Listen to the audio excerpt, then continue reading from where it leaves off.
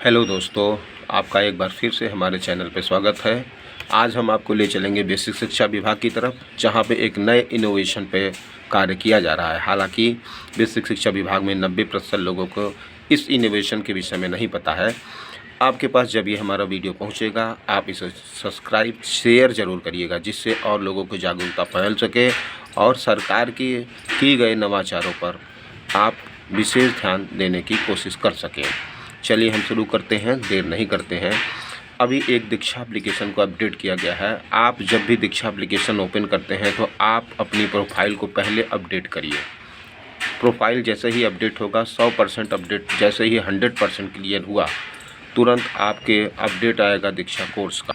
दीक्षा course का update आते ही आप दीक्षा कोर्स एक नया एप्लीकेशन इंस्टॉल करेंगे। उसमें जैसे ही इंस्टॉल करेंगे, आपका डेटाबेस ओपन हो जाएगा।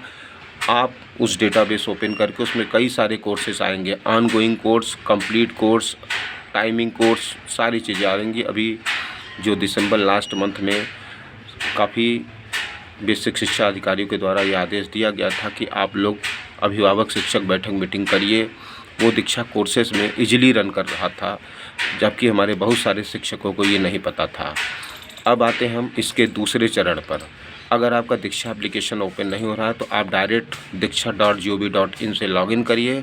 उस पर आप जैसे ही लॉगिन करेंगे तो आपका डायरेक्ट वो मानव संपदा आईडी से जोड़ देगा। ये बहुत बड़ा यूनिक है। अब आपको दिखाते हैं कि जैसे ही वो जोड़ देगा, एक नया विंडो ओपन होगा।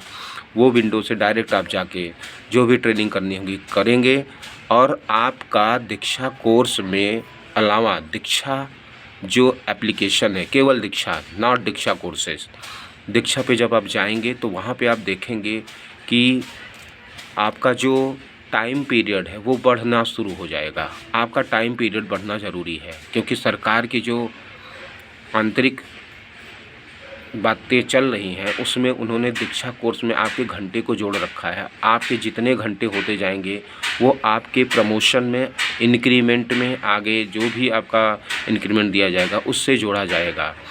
नई एजुकेशन पॉलिसी में भी इस बात की चर्चा की गई है कि एक शिक्षक के लिए एक शैक्षिक सत्र में, शैक्षिक सत्र मतलब 1 अप्रैल से लेकर 31 मार्च के बीच में मिनिमम 50 घंटे अपेक्षित हैं कि वह ट्रेनिंग करे, कुछ न कुछ सीख रहा है। अगर आप ये नहीं करते हैं, आपका लर्निंग आवर नहीं बढ़ता है, तो सरकार की नज़रों में आप शिक्षक होने के नाते नवाचार के कारण आप कुछ भी सीख नहीं रहे हैं। तो आप सभी से यह अनुरोध है कि आप इसे करिए और अपने रैंक को इम्प्रूव करिए।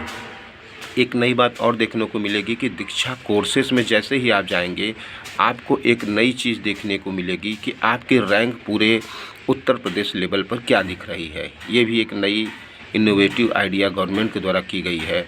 तो आज अभी से आप काम करना शुरू करें, अपना रैंक सुधारें और अपना आने वाले भविष्य के लिए तैयार रहें।